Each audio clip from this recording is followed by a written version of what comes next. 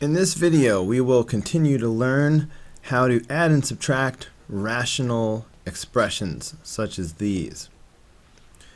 Now, in the past we have learned a little something about expressions that are backwards in the sense of not being in standard form.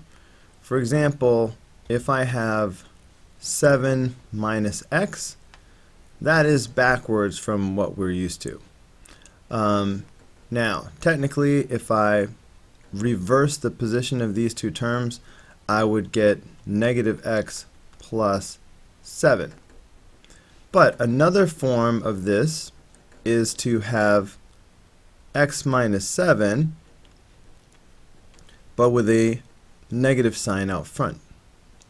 And if you look, you can see that these are equivalent, because if you took the negative and did the distributive property, I would get negative x plus 7. So it's all of these are equal, but this one is the most useful. So just remember, if you have an expression that's backwards, you can reverse it as long as you pull out a negative sign. So one more time. Say if I had 4 minus 3x. I could write this the proper way and write 3x minus 4 as long as I put a negative sign out front. By the way, this thing about reversing doesn't apply to things that are positive.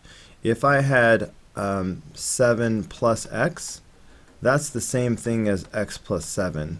I don't need to take out a negative sign or anything. So we're not talking about addition. But if I have 4 minus 3x, that's the same thing as 3x minus 4 with a negative sign out front. So keep that in your mind as we do these problems. Okay, so I see that these are backwards right here. So the first thing I'm going to do is I will reverse them, and I'll have to bring out the negative 1. So if I do that, alright, so 3 minus 3y will become 3y minus 3. Now, I can do that as long as I put a negative sign out front. But perhaps you'll notice that I have a negative sign already right here. A negative and a negative make a positive. So basically, I can use this negative combined with this negative, and it will become positive. Okay, so I will get rid of that. So instead of putting a negative sign here in front of the parentheses, I'm going to use that negative to turn this into an addition problem. Now you might notice that the 2 minus y is also backwards. I'm not going to worry about that just yet. So I'm going to just recopy all this, showing what I have so far. So right here I have 2y minus 7 over 3. That fraction is really making me nervous. I'm wondering how we're going to deal with that. I guess we'll see soon. Now here I have this y minus 1 plus, and for a moment I'm just going to leave this as 2 minus y. And down here I have 3y minus 3. Now, 3y minus 3, there is a common factor there, a GCF. So let's go ahead and take out that common factor. So 3y minus 3 would factor as 3 times y minus 1. So instead of writing 3y minus 3, I could write 3 times y minus 1. Now, to be able to add these fractions, we need the denominators to be the same. They already both have a y minus 1, so they're almost the same. However, this side has an extra 3, a factor of 3, that this side doesn't have. I can fix that by giving this denominator a factor of 3. Now they match. Now that's only legal if I do the same thing to the numerator. So I'm just going to put brackets around this, like parentheses. And I'm just going to, in fact, it didn't have to be brackets. Why not just use parentheses? I don't know. I'll put parentheses around this to show that a distributive property would be necessary. But I can put a 3 down here as long as I put a 3 in the numerator as well. Because these would cancel out anyway, so I haven't really changed anything. Now the denominators are the same. So now that I have like denominators, I can go ahead and put these together. So my common denominator is 3 times parentheses y minus 1. Now my numerator has all of this. Let's go ahead and do the distributive property with this 3. Okay, if I do the distributive property right here, 3 times 2y is going to give me 6y. Alright, now be careful. When I do 3 times 7 over 3, the 3's are going to wind up canceling out. See, what will be the easiest way to show this? Basically, if I take this 3 and do the distributive property, it would look like this. Now just watch it happen in real time. Distributing a 3, it would be the same as multiplying by 3 here and multiplying by 3 here. That's how the distributive property works. Now, like I said, 3 times 2y gives me 6y. But when I multiply 7 over 3 times 3, these 3's just cancel out. So I'm just going to get minus 7. Okay? Now, meanwhile, I have the rest of this. Plus 2 minus y. Time to combine like terms.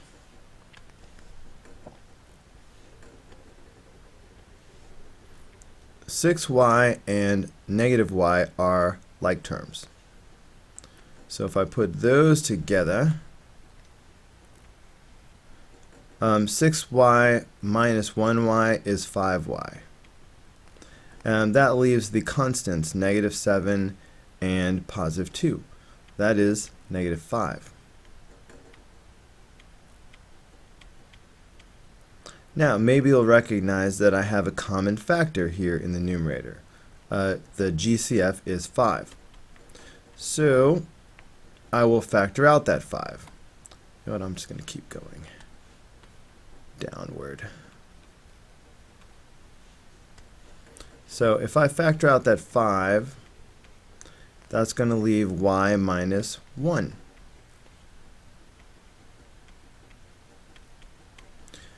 Now, by coincidence, I have the same factor in the numerator and denominator.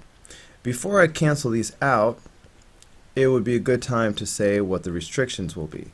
Y cannot equal 1 because of this. The 3 is a constant, so it will not give me any restrictions.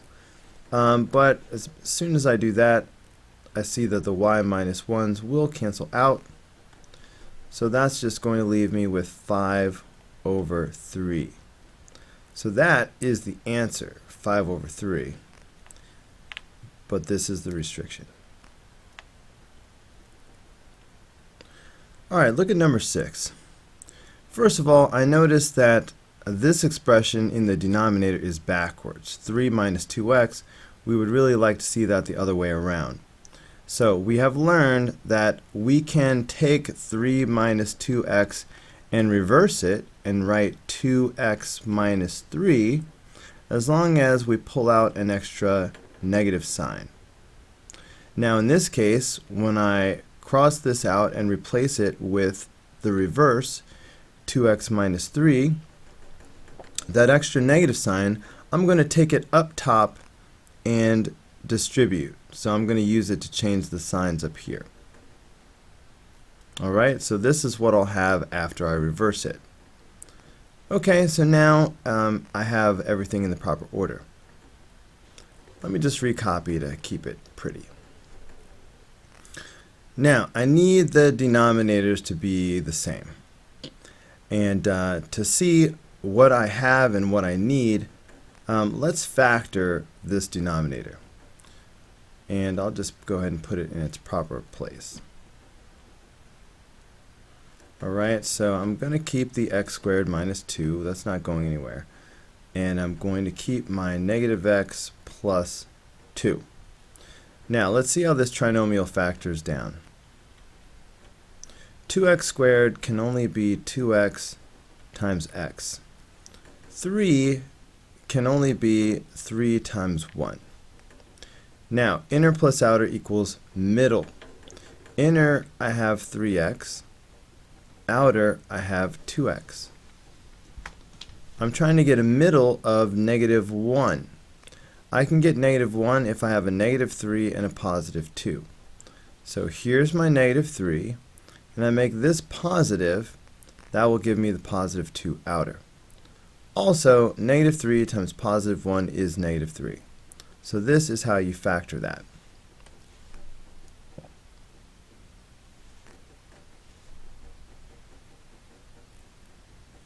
Okay, meanwhile, in the other denominator, I have this 2x minus 3 that I'm just going to bring down. So I need like denominators in order to add these fractions. They already have 2x minus 3 in common. So all I have to do to make them the same is put a factor of x plus 1 in this denominator. Now that's only legal if I put the same factor in the numerator as well. Notice that these would just immediately cancel out if I wanted to, so I'm not really changing anything. Now be careful. A minute ago, negative x plus 2 was the only thing here, so I did not need parentheses. But if I put anything else up here, I'm going to have to put this in parentheses so that we know we have to double distribute and not just distribute the 2. Alright, so in fact, let's go ahead and do that. So we're going to need to multiply this binomial times this binomial. So I'm doing like this. So negative x times x, that would be negative x squared. Negative x times 1 is negative x. Okay, now I'm doing this.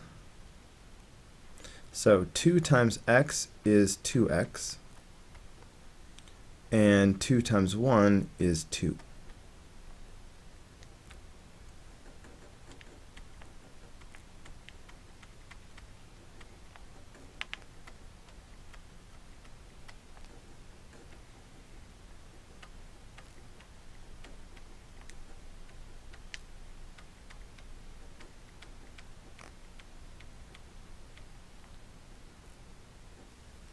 Now, like terms right here, guys. Negative x plus 2x. That's like negative 1 plus 2. That's just x. Alright, that's just 1x or x. So I hope you won't mind if I just sort of change this on the fly. I'm going to erase this and just put x right here just to keep it simple. So this will just be plus x at this point. Alright. Now, I finally have like denominators, so I can go ahead and add the numerators together. So that's what I'm going to do. So I will keep my like denominator of 2x minus 3 and x plus 1. And adding the numerators just means combining like terms in this case. So I've got x squared and I've got negative x squared. Well, those are just going to cancel out. They're opposites. It's like 1 minus 1 is 0, but you don't write anything down. And then we have this lone x term over here. So I can go ahead and bring that down, sort of by itself. And then, okay, we have opposites again.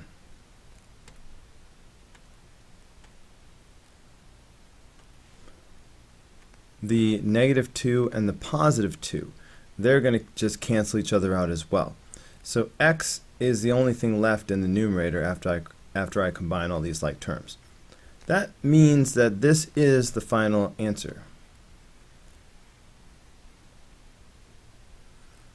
And we can also state the restrictions. So x is not equal to 3 over 2. I got that by setting this equal to 0 and solving. And x cannot equal negative 1. I got that by setting this equal to 0 and solving.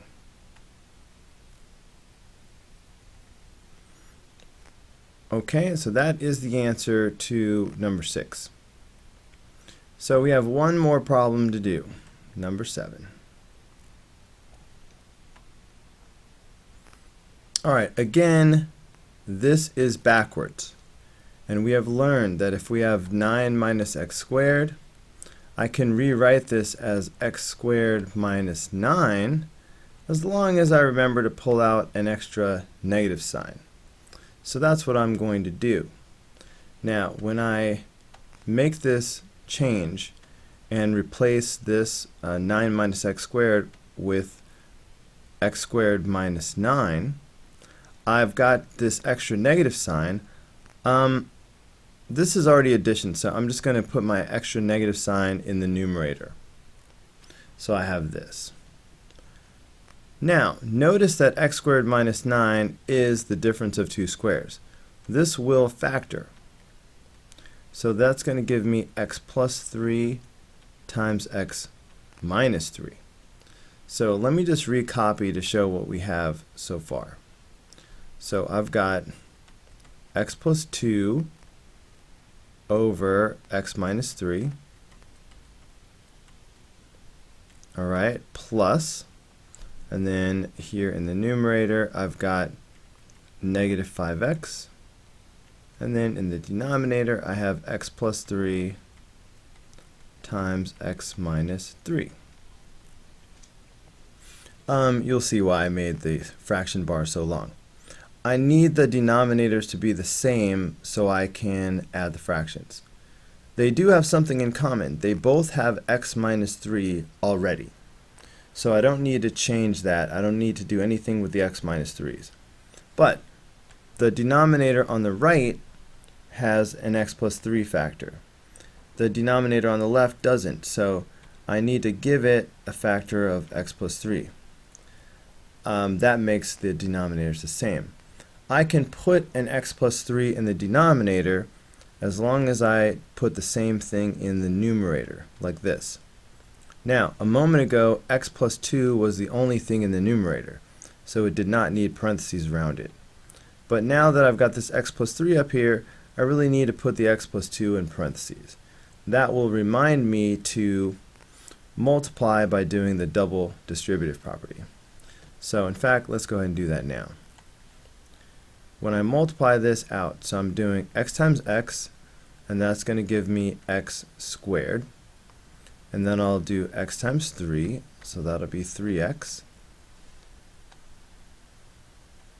And then I will do 2 times x, which is 2x, and 2 times 3, which is 6.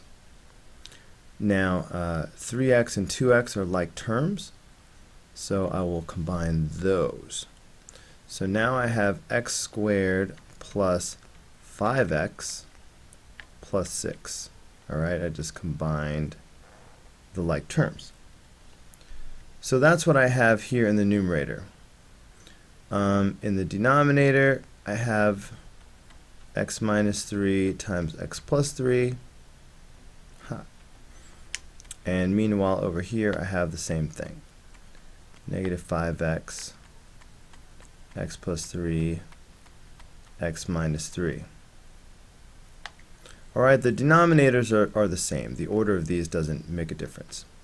So now that I have the same denominators, I can go ahead and combine like terms.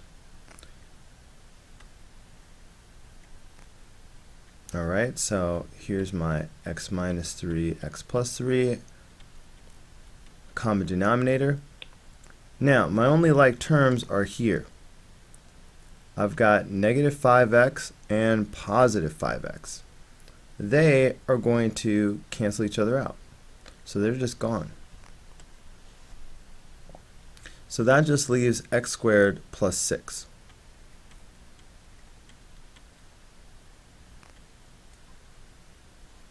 Okay, so there's nothing I can do with that. X squared plus 6 can't be factored or anything like that. So nothing will cancel, so that means this is actually the final answer.